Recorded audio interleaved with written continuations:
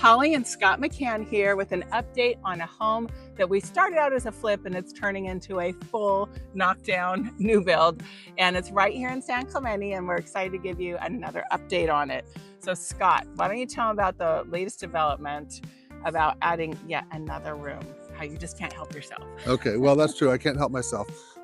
We had designed a house with this kind of sunken bedroom and bathroom here. We ended up pushing it down into the ground. It's gonna be like a semi-basement because when we were extending the house above, we wanted to go flat. And so the only place, and not like have steps up. So the only place for it was to push it down into the ground. And then we got this kind of built and going and you could see it. And then over here, that's the back of the house, and there's gonna be a deck. Above that, a big deck. And I thought, wait a minute, why didn't we build another room here under the deck? It's the same situation as right here. So we decided to add a bedroom and bathroom. So that is coming along, and we're gonna try and get this caught up to the rest of the house so it won't slow anything down. And what that meant was you had to rip out all the foundations and the work you'd already built, right? I had already done grading and poured footings for the deck, and now those are all in the dump somewhere. Yep. And prepping for a new bedroom and bathroom. Yeah, and what we're standing in right here is the garage, right? Right. There's the house before had about a 1.5 car garage. We tore that down, and now it's going to have a 3-car garage. It's going to have a 2-car and a 1-car. Yeah, and then there's going to be a wall between separating, right? Yes. And that must be structurally necessary? It was, since we're building an ADU, I wanted 2-car for the house and a 1-car for the ADU. This big pile of sand we need to go, that goes underneath the slab. So the concrete slabs that we pour for these bedrooms and the garage and stuff, we have to put a 4-inch layer of sand. That's what that's for. Okay, cool. Well, let's go up and take a look up there. So right now we're standing in the future kitchen, and this whole level has been, do you call it sheeted? With the plywood sheeting? Yeah, we decided the old sheeting was bad. We tore it off and it was out of level, so we leveled everything up, put a bunch of new joists in, and just started fresh.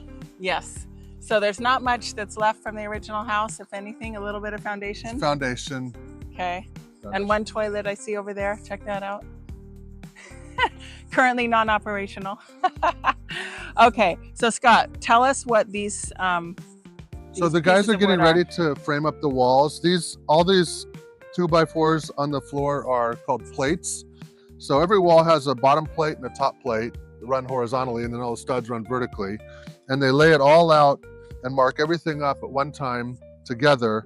And so this is where the walls go, and they know then how to frame it, where the doors go, where the windows go.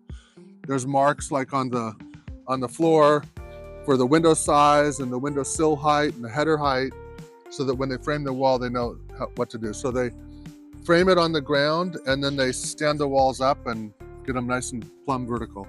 Nice, okay. And we've had a few conversations this week where Scott will call me from here and say, I'm rethinking the size of the pantry, the laundry room, the this, the that. So I'm assuming once you saw the plates is when you rethought the size of things, right? Like I called you this morning because we were gonna have a side-by-side laundry machine here. And then I checked to make sure the depth was gonna be deep enough, and I decided we needed to move it this way, which was gonna shrink the pantry to basically be unusable. So now I rotated this wall, and we're gonna have a stackable washer and dryer, but then over here, we'll be able to have a double door pantry that'll be really big and nice and a lot of volume. Yeah. And so much of that happens when you're building a flip or new construction. If you can get into it and see how it feels, it's always different. It never is exactly as your brain imagines it is when it's either in a 3D or 2D format that you're seeing. Even if you're going through a virtual tour of it, it's always different when you're standing in it, huh? Yep. So do you want to talk anything about the primary suite and what you did over here? I mean, I can show you where it is. It's kind of interesting that the primary suite is basically all this. It's a whole, yeah. So this space here is going to be the closet. It's going to be really, really nice and big. That's a coat closet right there. The coat closet goes out to that. Goes out to the entrance, yeah. So this is the entry. Really, really spacious entry. And this whole house is going to have 10-foot ceilings, which is gigantic. So it's going to feel really voluminous is the right word, I think. Well, something I think is important to note that's a little bit funny or odd, but it's what today's buyers and homeowners want. This closet looks almost as big as the bedroom. People want big walk-in closets, and they value more space in a closet and less space in a bedroom. I mean, that's what I hear and see as a realtor that's with buyers. If a house doesn't have a walk-in closet, that can be a tough sell for some buyers, not all buyers. So yeah, and then this is going to take advantage of the ocean view. Yeah, so we've got a big slider here. This is the master suite. Big slider here, 8 foot wide, 8 foot tall door. And then it's going to open out onto this enormous deck here. And then you probably can't see too well in the video, but you got this great ocean view here, which is fantastic. So what is coming up in the next few weeks? They're going to be framing up the walls? They're framing the walls starting tomorrow. We're going to have a big crew here tomorrow framing the walls. I'm getting ready with the concrete guy. We're going to pour the foundation for this added room down here, and also we're going to pour the slab of the other room, which is great because that's going to let us keep going and building framing this way, which we can't do until that slab gets poured.